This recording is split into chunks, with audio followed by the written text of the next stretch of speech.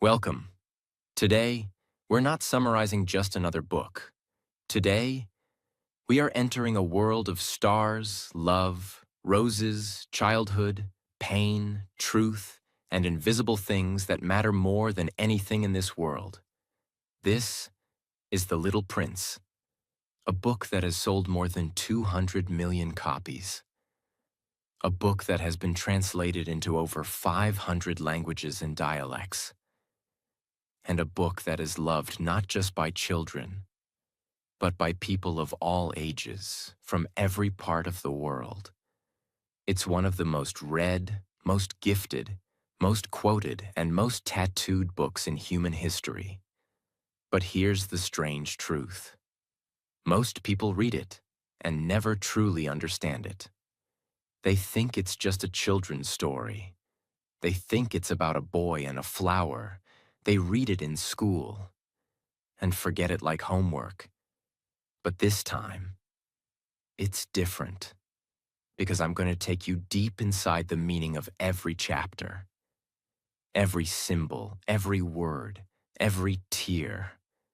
Every lesson that the author wanted to give you when he wrote this book during the war, with a broken heart, with a dream to teach adults the truth they had forgotten as children. Why this book matters. It's about childhood and how we lose it. It's about love and how we misunderstand it. It's about responsibility and why it hurts.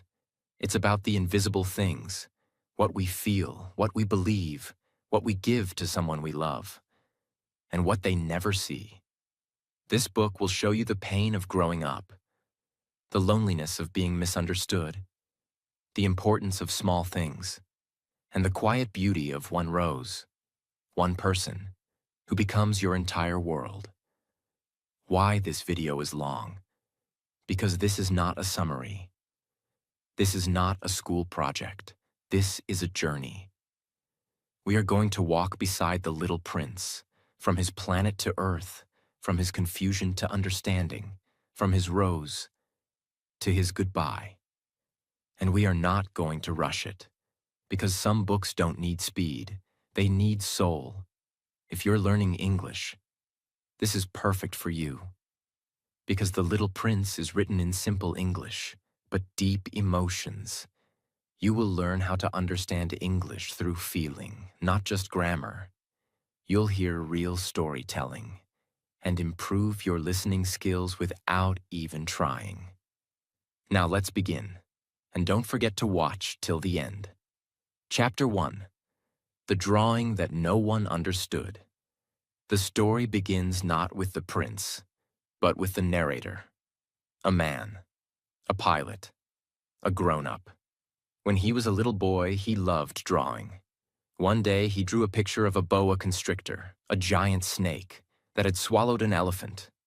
It looked like this: a strange shape, round, closed, mysterious. He showed it to the adults. They said, "Why would you draw a hat?" They couldn't see the elephant inside. They couldn't imagine. They couldn't feel. So the boy tried again. He drew the snake from the inside, showing the elephant inside the belly. Now the adults said, "Stop drawing. Do something useful, like geography, math, or grammar." So he stopped drawing. He gave up on being an artist. He became a pilot.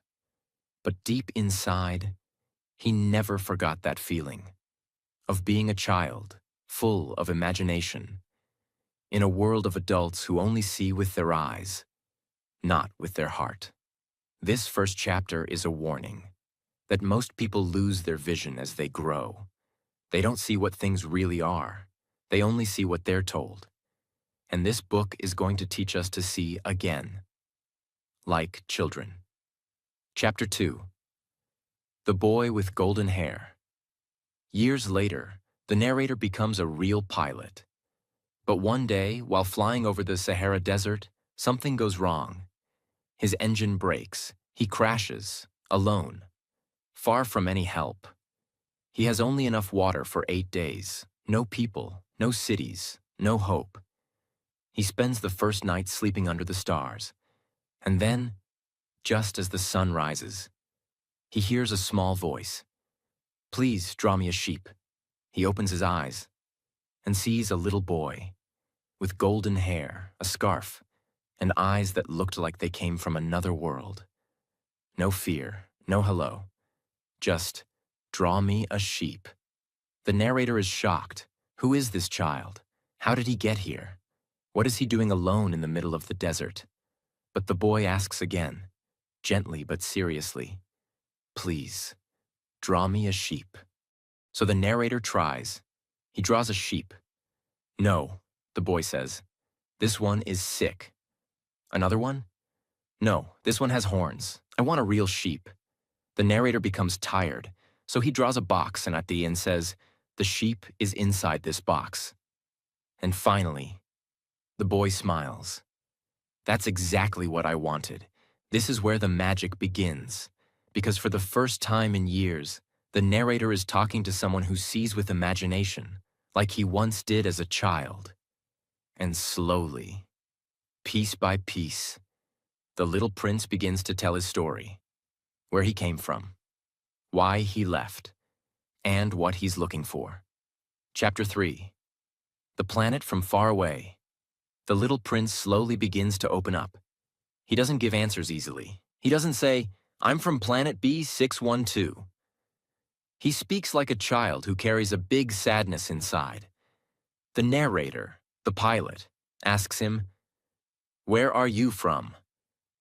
But the boy doesn't answer.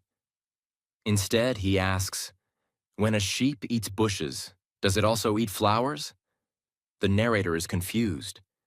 "Yes, if the flower has no thorns." "Then what are the thorns for?" This simple question becomes deeper than it seems. The prince wants to know, why do flowers grow thorns if they can't protect themselves? And he keeps asking, with more emotion, more fire. Why would a flower try to defend itself if it's still in danger? Why? Tell me. Suddenly, he reveals what's inside his heart. He's not just asking about flowers. He's thinking about one flower, the one on his planet, the rose he left behind, the rose he loves, but doesn't understand. The narrator tries to calm him, to say, "Thorns don't really matter." But the prince becomes angry. He shouts, "You talk like the grown-ups. You care about numbers, screws, engines. But I care about something else, something that matters more." And then, his voice breaks, and for the first time, he cries. He misses his flower. He feels alone.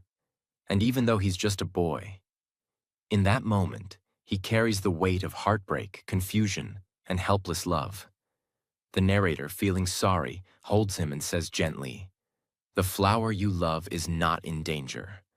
I'll draw a muzzle for your sheep and a fence for your flower." And slowly, the prince calms down. This chapter shows us something deep. Children feel love more deeply than adults. They ask questions not to get facts, but to understand the world inside them. And when you laugh at their questions, you hurt their soul. This is a message to every adult. Never kill a child's curiosity. It may be their way of asking for love. Chapter 4. The Secret of Asteroid B612. Now the narrator begins to guess. This little boy must have come from a tiny planet. And finally, we learn the name. Asteroid B612. But here's something powerful. The narrator says that when a Turkish astronomer first discovered this asteroid, he was laughed at because he wore traditional Turkish clothes. Later, when he gave the same presentation wearing a European suit, people believed him. What does that teach us? Adults believe things not based on truth, but based on appearances. They listen to suits, not souls. They respect numbers, not meaning. The narrator even says, "Grown-ups like numbers. They ask how old you are, how much money your father makes, how much your house costs. But they never ask what makes you happy, or if you like butterflies." This chapter is full of pain. It shows how the world kills magic with seriousness, how people forget imagination and choose only what is useful. But The Little Prince was never about usefulness. It's about what's invisible but important. And the narrator ends this chapter by saying, I'm telling you these details not for the grown-ups, but for you, the real listener, because you know what matters. You can see with your heart. This is your reminder. Don't become one of them. Stay soft, stay curious, stay awake. Chapter 5. The Baobabs and the Warning. Now we learn more about the prince's planet. It is tiny, very tiny. So tiny that if he walks a few steps, he can watch a sunset again and again. But it also has a secret danger. Baobabs. These are trees that start as small seeds. They look harmless, just like any other little plant. But if you don't pull them out early, they grow into giant monsters with roots that can destroy the whole planet. So every day, the little prince carefully checks his planet. He pulls out the baobabs while they're still small. It's his daily responsibility. Now listen carefully, because this is not just about trees. This is a metaphor for life. Baobabs are bad habits, negative thoughts, lies, laziness, toxic friends, self-doubt, fear. They start small. One little excuse, one skipped dream, one bad influence. And suddenly, they grow so big, they destroy your inner world. That's why the little prince says, it's a matter of discipline. And the narrator agrees. If someone is lazy, they might let one baobab grow too long, and it will ruin everything. This chapter gives one of the biggest lessons of the book. If you want to protect your life, pull out the baobabs early. Don't wait until the problem becomes too big to handle. Deal with it now. And this is not just advice for children. It's a wake-up call for every adult. Because most people's lives fall apart not because of one big thing, but because they ignored many small things. This chapter ends with the narrator saying, I have warned you, and I've drawn the baobabs in great detail, so you never forget. Chapter 6. The Sunsets of Sadness. The little prince starts talking about something strange, something beautiful, something deeply emotional. Watching sunsets. He says very quietly, I love sunsets. When I'm very sad, I like to watch them. The narrator smiles and says, sunsets are beautiful.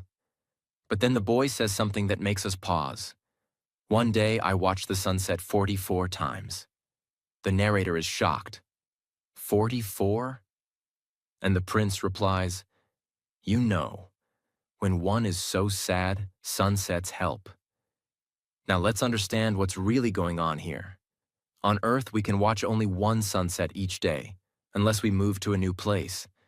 But the prince lives on a tiny planet, so small that if he moves his chair a few steps, he can watch the sunset again, and again, and again. That day, he watched 44 sunsets. That means he was deeply, painfully sad. He didn't say why. He didn't cry. He just watched, silently. And that's how some hearts speak, not with words, but with sunsets. This chapter tells us something that most people never realize. Sometimes, beauty is how we survive sadness. The prince didn't scream. He didn't beg. He didn't explain his pain. He just watched the sky change colors, over and over again, as if trying to understand something that was breaking inside him. And most people miss the deeper truth of this chapter. But you won't. Because now you know, when someone watches too many sunsets, maybe they're not admiring the view. Maybe they're trying to stop themselves from falling apart. Chapter 7. The Argument, the Screw, and the Tears. This chapter begins with a very real moment. The narrator, the pilot, is busy fixing his airplane.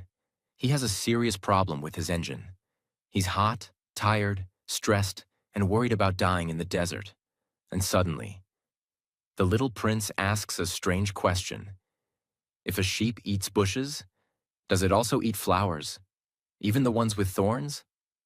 The narrator, not in the mood, replies, yes, probably.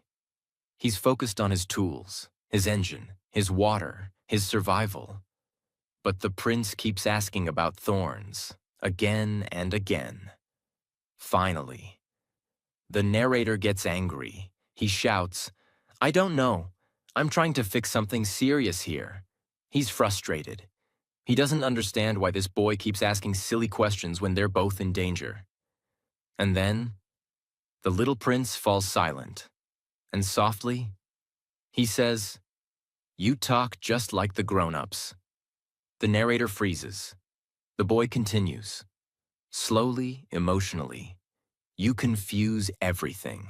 You mix up everything. You talk about serious things, but you don't know what's important. And then he says, if someone loves a flower that only exists on one planet, and if that flower might be eaten by a sheep, then that's important. That's serious. And suddenly, he begins to cry. He covers his face with his hands. His shoulders shake, and all the sadness he had hidden through 44 sunsets comes out. If my flower is gone, it's like all the stars go out. The narrator feels ashamed. He kneels beside him and says gently, your flower is not in danger. I will draw a muzzle for your sheep. I'll draw a fence. I'll protect your rose. This chapter breaks the heart, because for the first time, we see the little prince's pain in full light. He doesn't care about engines. He doesn't care about screws. He doesn't care about survival. He cares about one flower on a faraway planet. A flower that may not survive. A flower he left behind. A flower he still loves. And that's how love feels sometimes. Even when you're in danger yourself. You only care if they are okay. Chapter 8. The rose appears. Finally, we learn the full story of the flower, the one the little prince has been crying for. She appeared one day, slowly, quietly, growing from a mysterious seed that had never been seen before. At first, the prince was amazed. She was beautiful, so elegant, so graceful. Her petals opened one by one, but very soon, she began to speak. She was proud. She was demanding. She would say things like, you haven't put a screen around me. What if there are tigers? The prince tried to explain there were no tigers, but she kept making dramatic comments. She would say, I don't like the wind. I need a glass dome. You must admire me. And the prince, confused and in love, did everything she asked. But inside, he began to feel doubt, pain, frustration. He didn't understand why she acted this way, why she wasn't more grateful, why she seemed to care more about being admired than being close to him. But the truth was, the flower was shy. She didn't know how to show love, so she wore pride as her mask. This chapter is one of the most painful of all, because it teaches us something real. Sometimes, the one we love the most is also the one we hurt the most. Not because we want to, but because we don't know how to love properly yet. The rose wasn't evil. She was insecure. The prince wasn't heartless. He was confused. And between two people who loved each other, silence grew. Chapter 9. The farewell to the flower. After many days of silent sadness, the little prince makes his final decision. He will leave his planet. He wants to understand the world. He wants to know why his heart is hurting. He wants to visit other planets and maybe forget the pain. But before he leaves, he has to say goodbye to his volcanoes, to his tiny planet, and to his flower. He cleans out his two active volcanoes, which he uses to cook breakfast. He also cleans the third one, which is extinct. He says, "You never know." And then, the hardest part begins. He goes to his flower. She is proud, as always, but also softer than before. She says, "I was wrong to treat you badly. Please be happy. Don't put the glass dome over me anymore. I don't need it. I'll be fine. I'm strong. I love you." The little prince is surprised. She's finally showing her love. But he's already leaving. There is a long silence between them. No hugs, no dramatic tears, just a quiet, painful goodbye. The flower says, "Don't wait around. You decided to go, so go." And the prince walks away. Now let's pause here and understand something very, very deep. This moment is not just a goodbye. It's a lesson in real love. The flower doesn't say, "Don't leave. Take me with you. You'll regret this."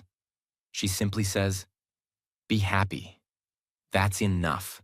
And this is what true love looks like sometimes.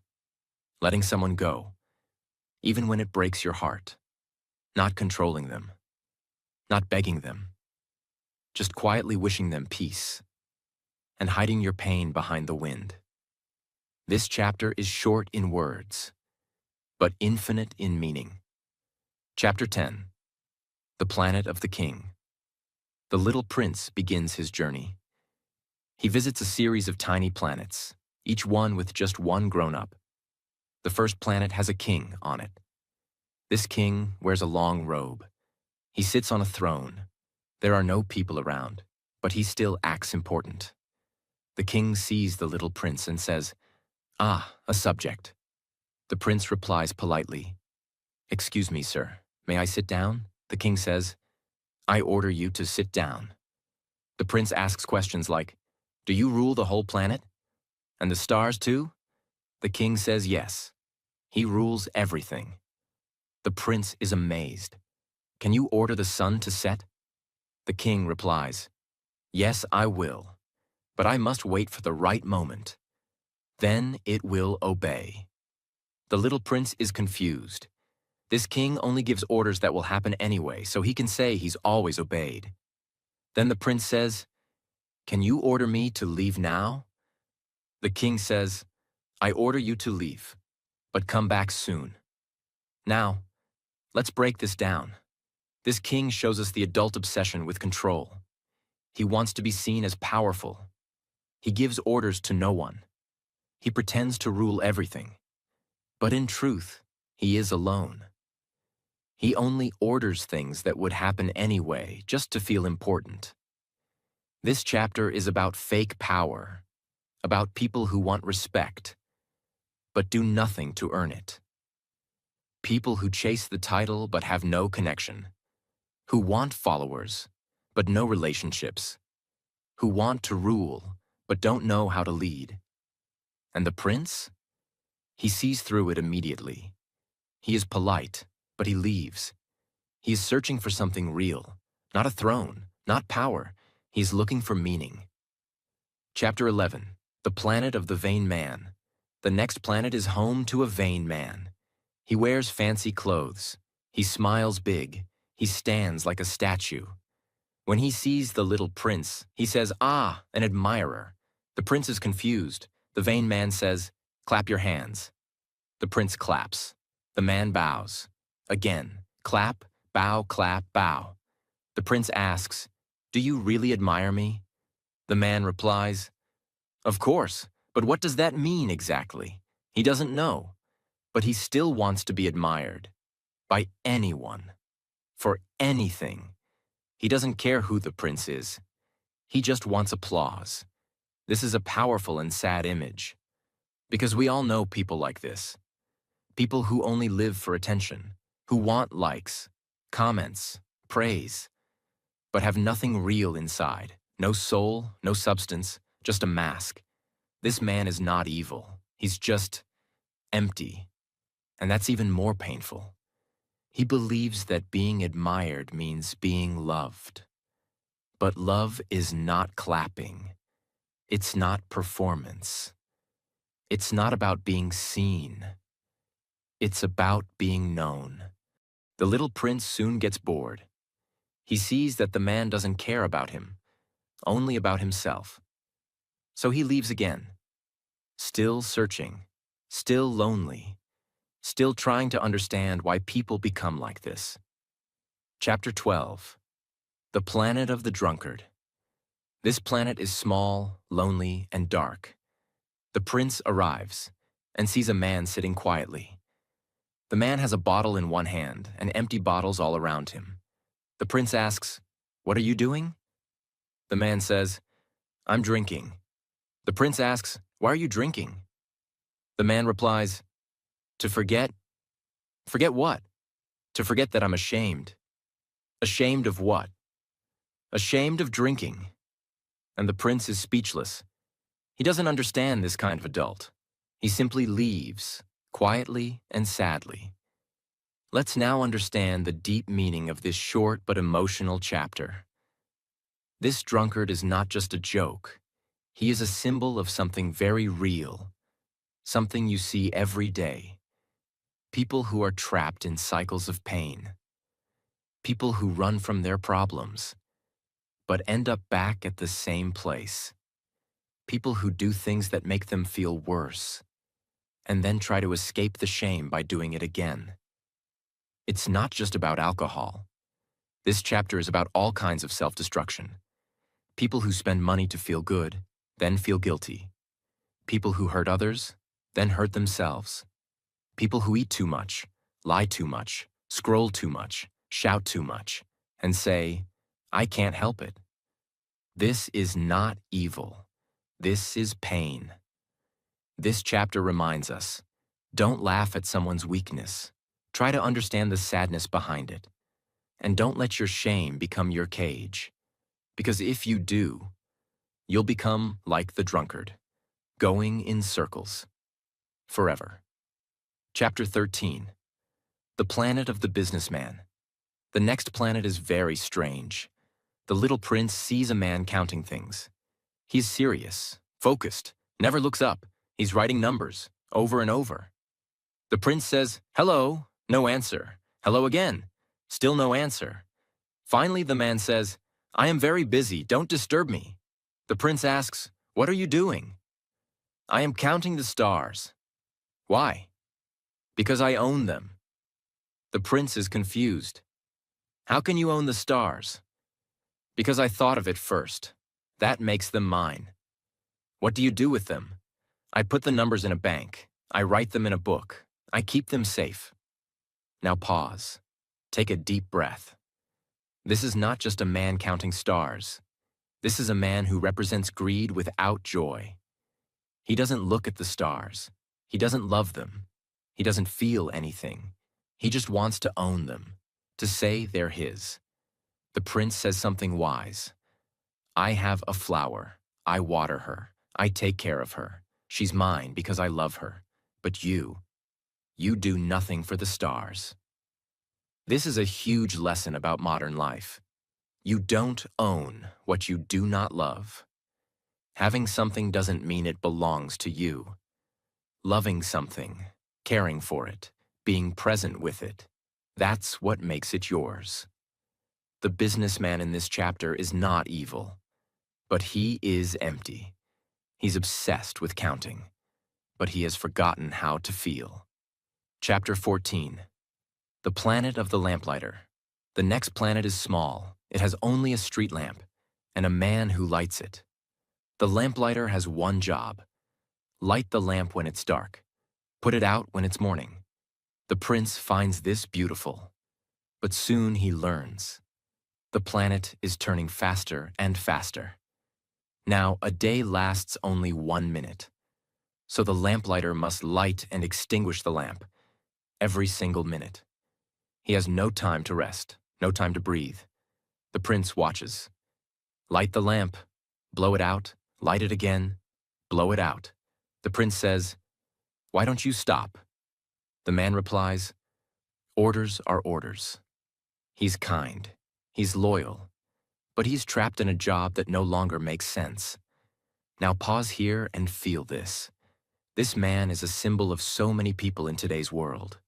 People who work hard, people who follow rules, people who obey blindly. But the world has changed, and no one asked, is this still meaningful? The lamplighter is tired, but he still lights the lamp because he believes in responsibility. And that's what makes the prince admire him. The prince says, he's the only grown-up I can talk to because he thinks of others, not just himself. Even though the lamplighter is stuck, he still brings light to the world, every single minute. And that's beautiful. This chapter gives us a powerful truth. There is nobility in service. But don't lose your soul in the name of duty. Light the world, yes, but remember to also rest. And ask yourself, is this the best use of my time? Chapter 15. The Planet of the Geographer. The little prince lands on the 6th planet. This one is much larger than the others, and on it lives a geographer. This man is sitting at a big desk surrounded by books, maps, and important-looking papers. The prince is excited. Finally, someone who studies the world. Maybe he knows about oceans, mountains, cities, deserts. But the geographer says something strange. I don't know. I'm not an explorer. I just record what others tell me. The prince is confused. You don't go see for yourself? No, says the geographer. I'm too important. Explorers tell me what they see, and I write it down. This shocks the prince. Then the geographer says, tell me about your planet. Is there anything interesting? The prince proudly talks about his flower. But the geographer says, we don't record flowers. They're ephemeral. What does ephemeral mean? The prince asks. It means something that doesn't last. Suddenly, the prince falls silent. He realizes something heartbreaking. His flower, the one he left, might not live forever. She's delicate. She's temporary. She could die while he's gone. And for the first time, he feels real fear. Not for himself, but for someone he loves. Let's pause here and understand what this chapter teaches us. The geographer is a symbol of people who collect knowledge, but never experience life. He has maps, but no memories. He writes about rivers, but has never felt the water. He talks about permanence, but doesn't understand love. And this is a danger in today's world. We collect information, but lose feeling. We chase data, but ignore emotion. We think something isn't valuable unless it lasts forever. But some of the most beautiful things in life are temporary. A sunset, a flower, a moment of love, a goodbye. This chapter teaches us, don't wait until something disappears to realize it was everything. The prince decides it's time to go to his next and final stop, planet Earth. Chapter 16, Arrival on Earth. The narrator tells us Earth is not like the other planets. It's not home to one king, or one drunkard, or one vain man. It has hundreds of kings, thousands of businessmen, millions of vain people, and billions of adults who have forgotten how to see. It is full of rules, wars, borders, routines, systems, numbers, and noise. But it's also full of beauty, life, and secrets, if you know where to look.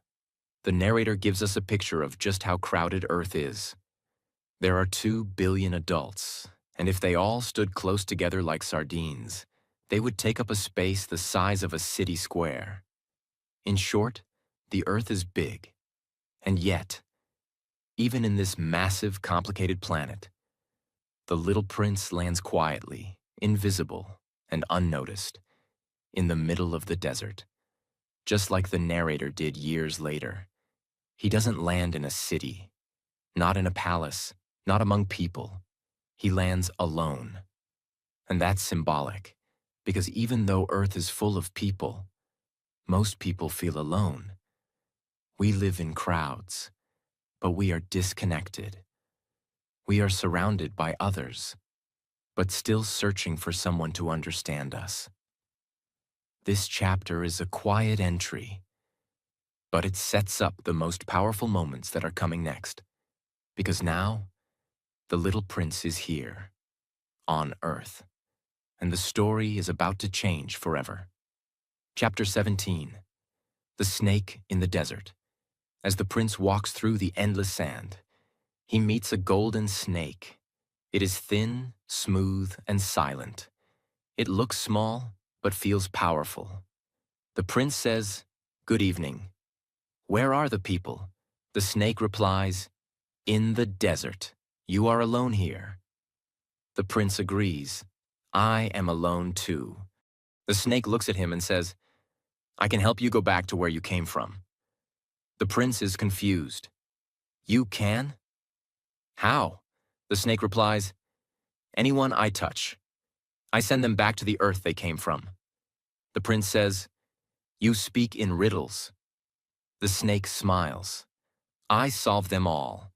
This seems like a mysterious, small conversation, but it is very important, because this snake represents death, not in a scary way, not in a violent way, but in a quiet, spiritual, gentle way. The snake is not here to harm the prince. It's a symbol, a promise, a way back home when the time comes. And the prince understands that. He doesn't fear the snake. He just knows there is a path home when he is ready. Let's break this down with care. In stories and ancient symbols, snakes often represent transformation, transition between life and death, a guardian between worlds. This moment is not the end, but it's the beginning of something much bigger.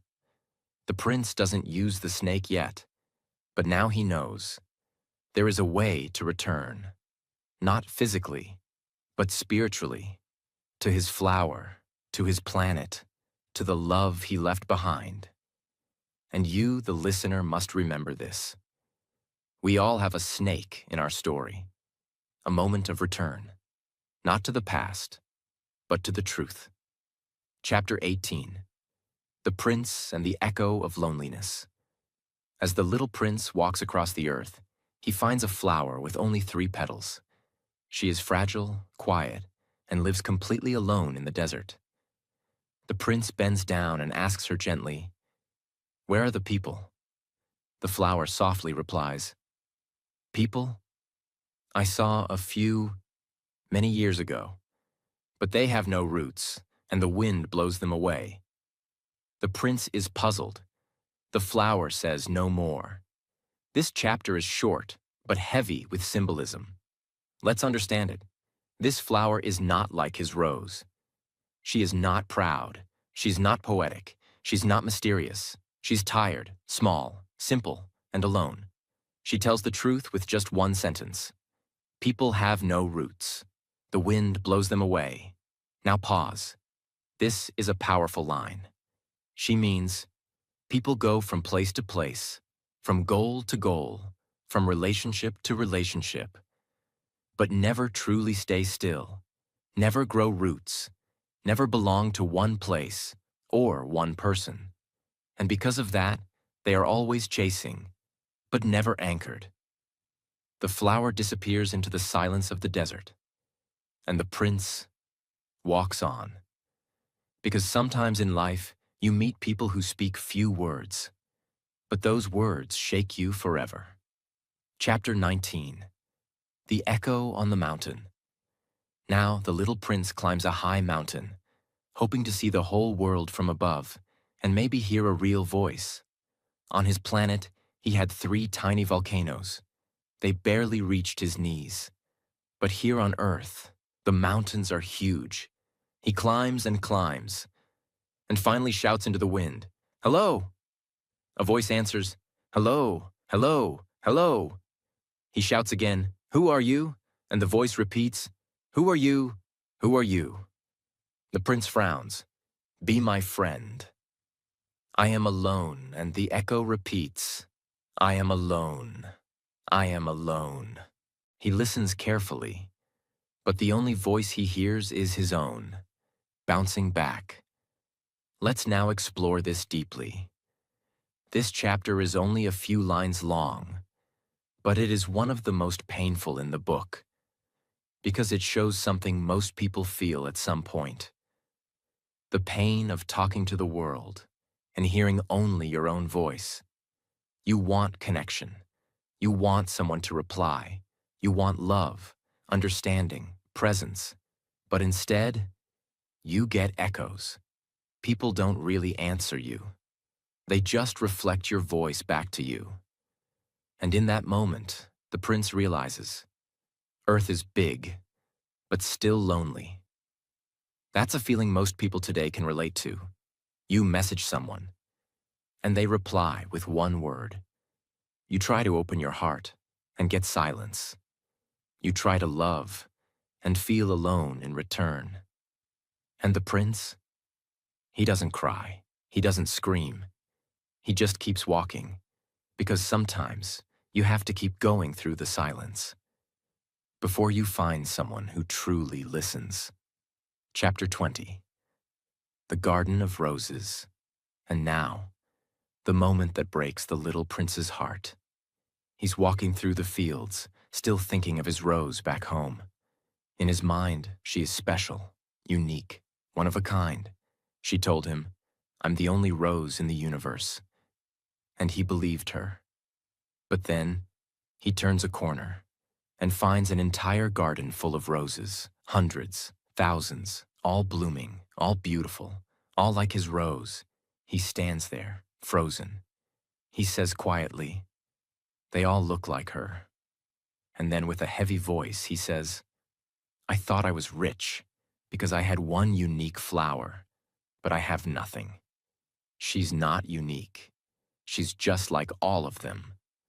The pain hits him. His heart breaks. He lies in the grass and cries.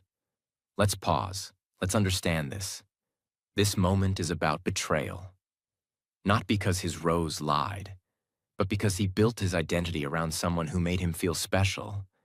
And now he doesn't know who he is. If she's not unique, then maybe our love wasn't special. Maybe I wasn't special either. This is how many people feel after heartbreak. You loved someone. You trusted them. You gave them your whole heart. And then one day, you see them move on. Or you meet someone just like them. Or you realize they weren't as rare as you thought. And it destroys you. But this moment, this painful garden, is not the end. It's the beginning of the greatest lesson the little prince will ever learn. He just doesn't know it yet. Because soon, he will meet the fox. Chapter 21. The fox. Tame me. The little prince continues walking across the earth, and suddenly, he meets a fox, not a dangerous animal, not a wild threat, but a gentle, curious creature. The prince says, play with me, I'm so sad. The fox replies, I cannot play with you, I am not tamed. The prince asks, what does that mean? Tame? And the fox explains something that changes the entire story. To tame means to create a bond. You become special to me. I become special to you. We create something that didn't exist before he continues. To me, you are just a little boy like 100,000 other boys. And I am just a fox like 100,000 other foxes. But if you tame me, we will need each other. You will be unique in the world to me. The little prince listens, slowly starting to understand. I'm beginning to understand, he says. He sits with the fox every day. At first, from a distance, then closer still. Each day the fox teaches him, you must come at the same time each day. That way, my heart will begin to expect you, and slowly. The two of them tame each other. They don't say much, They just sit together in the grass, quietly, feeling the connection grow between them. And then, the time comes for goodbye. The little prince says, "It's time for me to go." The fox says, "Yes, and now I will cry." The prince is surprised. "But it was your idea. I never meant to hurt you." The fox smiles with sadness and says, "Yes, but because you tamed me, my life is full of color now." And then, the fox gives him a gift, a secret. It is only with the heart that one can see clearly. What is essential is invisible to the eye, and finally, you become responsible for what you have tamed. Let's pause here, because this chapter is not just important, it is the most powerful lesson in the entire book. The fox is not teaching the prince how to play, he is teaching him how to love. Here's what the fox means. Love is not about owning. It's not about appearances. It's not about being the only one. Real love is built slowly, through time, presence, rituals, and understanding. When you give someone your time, when you wait for them, when you grow with them, they become irreplaceable. And with that, the prince remembers his rose. She may not be the only rose in the universe, but she is the one he tamed. And that makes her unique. This is the moment he truly understands. My rose is important because of the time I gave her, because of how I cared for her, because of how we tamed each other. He is no longer confused. He is no longer angry. He is no longer lost. This chapter is the answer to every question he had in his heart. Chapter 22. The Railway Switchman. After the goodbye with the fox, the little prince walks again. He meets a railway switchman, a man who controls trains that pass through. The man explains, "I send trains to the right or left. Some trains go one way, others go the opposite." The prince watches the trains go by. He sees passengers inside, looking out the window. Children with their faces pressed against the glass. Adults staring ahead, busy, serious, tired. The prince asks, "Where are they going?" The switchman says, "They don't even know. They're just in a hurry." The prince asks, "Why are the children looking outside?" "Because children always know what they're looking for," the man replies. Now this might seem like a quiet chapter, but it holds another powerful message. Let me explain. The trains represent life's speed. Everyone is in a rush, always moving, always changing direction. But no one is asking, why am I in a hurry? Where am I going? What am I chasing? Adults chase money, work, status, stuff. But they lose connection, presence, and peace. And the children? They look outside the window. They see beauty. They ask questions. They hold teddy bears. They still remember how to feel. This chapter reminds us, as we grow up, we forget how to look outside. We stop seeing what matters and just move faster. But speed is not success. Sometimes, the most beautiful parts of life come when you stop the train and simply look out the window. Chapter 23. The Sales Clerk with the Thirst Pills. The little prince now meets a strange man, a sales clerk who sells pills that stop thirst. He says, "Take one pill a week and you won't feel thirsty anymore." The prince is confused. "Why do you sell this?" "It saves time," the clerk replies. "People don't have to look for water. They save 53 minutes a week." The prince thinks for a moment. Then he says, "If I had 53 extra minutes, I would walk slowly toward a spring of fresh water." And that is a sentence you should remember for life, because this chapter teaches us a truth about modern life. people try to eliminate every discomfort. They want speed. They want shortcuts. They want to save time. But they don't know why they're saving time. They forget that some of life's most beautiful moments come from the journey, not the destination. The prince says, "I would rather walk slowly to a spring than save time with pills." And that shows you his soul. He values presence, nature, stillness, wonder, feeling thirsty, and then feeling joy when drinking water. This chapter may look small, but it's huge, because today we live in a world of thirst pills, quick fixes, speedy solutions, fast food, fast apps, fast money, fast success. But we forget there's beauty in being human, in thirsting and then sipping slowly from a real spring. Chapter 24. The Thirst in the Desert. At this point in the story, we finally return to where the book began. The narrator, the pilot, is still in the desert with the little prince. His plane has been broken for 8 days. His water is gone. He is weak, tired, and close to dying. But the prince is not panicking. He says, "Let's go look for a well." The narrator is surprised. We are in the middle of the desert. You don't find wells in the sand. But the prince keeps walking.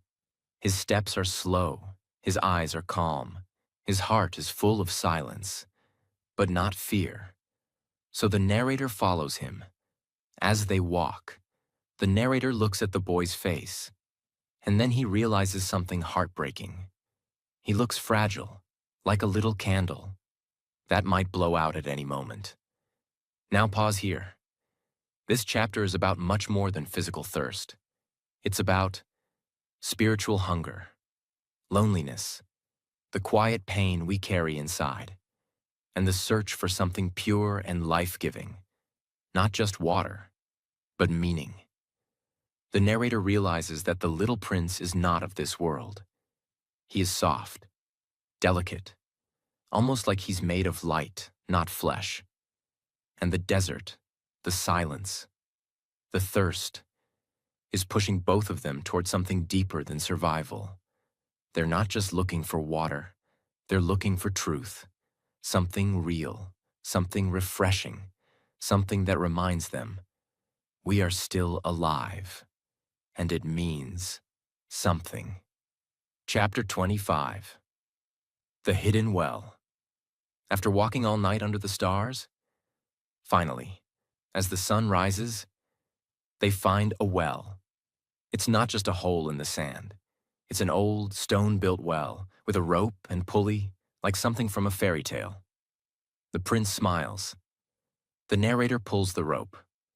The sound of the bucket rising is music in the silence of the desert. They drink. And it's not just refreshing. It feels holy. It's not just water. It's a gift. A reminder that even in the deepest dryness, there is still something pure waiting beneath the surface. Now listen to what the little prince says. What makes the desert beautiful is that it hides a well somewhere. This sentence is one of the most powerful truths in the book. Let's break it down. What makes something truly beautiful? Not its surface, not its decoration, but the invisible gift hidden inside it. Just like people may look cold or quiet, but they carry love and pain inside. Life may seem dry or meaningless, but it hides purpose if you dig deep enough. The desert may seem dead, but it holds living water for those who keep walking. And that's exactly what this chapter teaches. Beauty comes from the invisible things, from the quiet things, from the things we can only feel with the heart.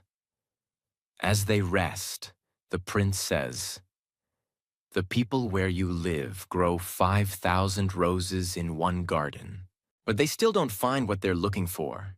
And yet, what they seek could be found in a single rose or a drop of water."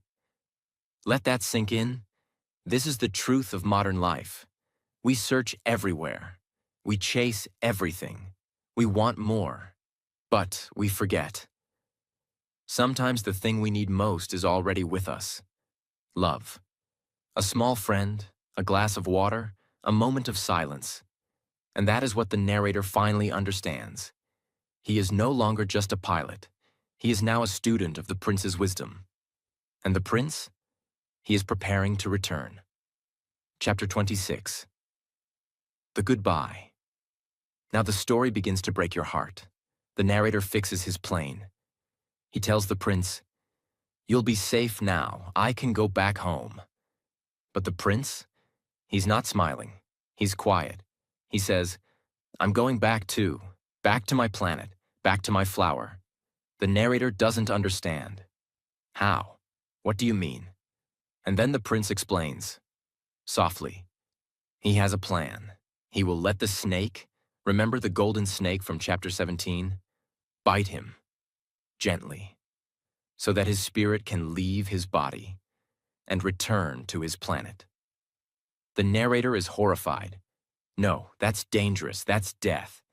But the prince calmly says, "Don't be afraid. It will only look like I'm dying. My body will fall, but that's just a shell. I'll be going home." He continues, "You mustn't come when it happens. It will make you sad, and you'll think I'm gone. But I'm not. My body is too heavy to take with me." Let's pause here. This is one of the most emotional scenes ever written in literature. The prince is not afraid of death, because to him, death is not an ending. It's a return. He is going back to his rose, to take care of her, to be with the one he tamed. He is not running away. He is going home. And what makes this chapter so powerful is that it's not dramatic. It's quiet. It's gentle. It's full of love and peace. That night, the prince walks into the desert. The narrator watches from a distance. And then, the snake bites. The prince falls silently. No cry, no fear, just stillness.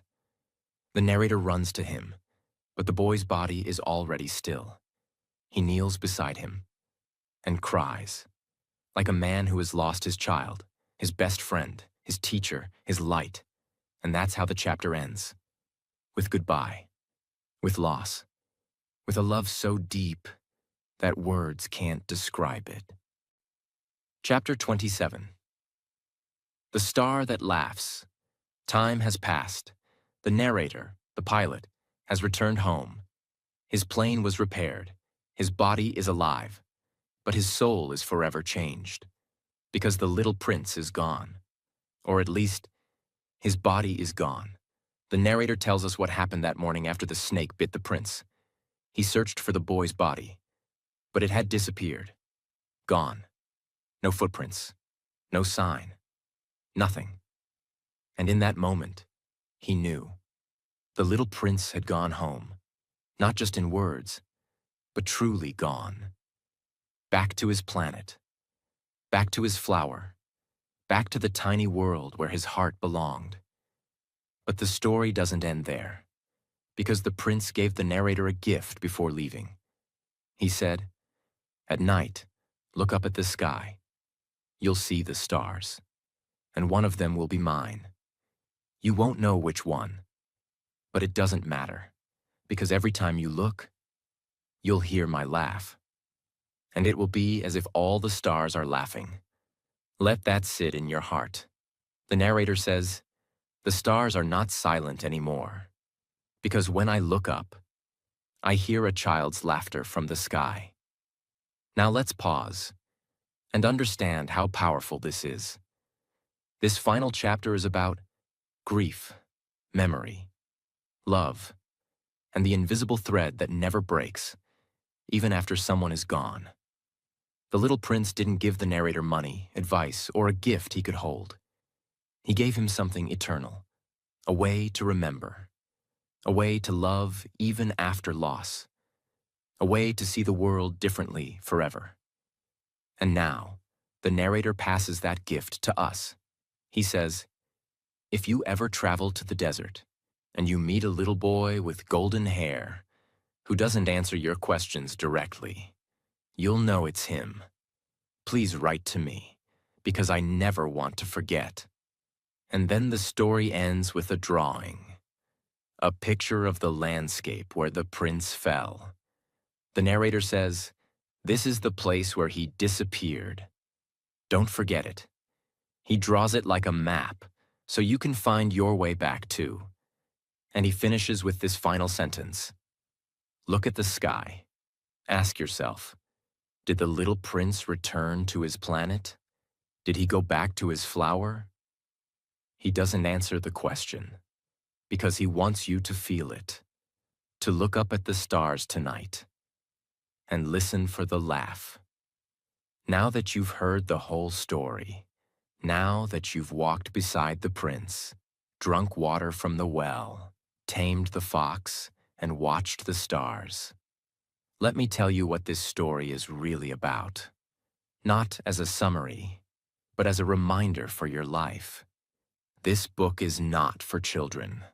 It is for every grown-up who lost their imagination, forgot how to love softly, walked away from someone they once tamed, believed money was more important than presents, counted numbers but never watched sunsets, forgot how to sit quietly in the grass, or stood at a window hearing only echoes. This book is about your rose. Yes, your rose. The one person in your life that you've tamed, the one you gave time to, the one who is not perfect, but special, not because they're rare, but because you made them yours. And now you understand. You are responsible for what you tame, even if they're far away, even if you said goodbye, even if they're only a memory now.